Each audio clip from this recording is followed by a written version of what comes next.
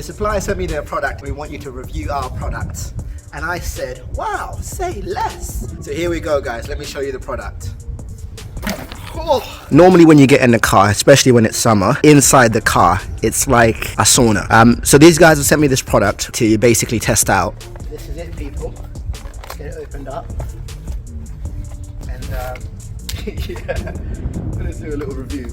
So inside the box you get what looks like an umbrella, and then you get a user manual. You guys know how I feel about user manuals. I'm gonna pop this back in here. But this is basically it. I've been wanting one of these for a little minute, but I haven't actually purchased one because I just always make excuses.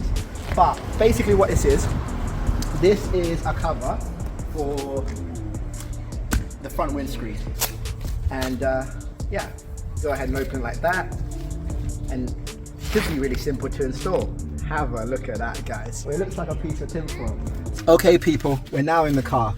So here it is, the little sun blocker. And I'm gonna open it up in the car. Oh, let's have a look at that. Okay, seems pretty easy. So basically, once you put it up like this, this bends. So this bends like that. I don't think I'm doing this justice, guys. I think the problem might be me. I'm the problem. Let me see. I'm gonna try it this way.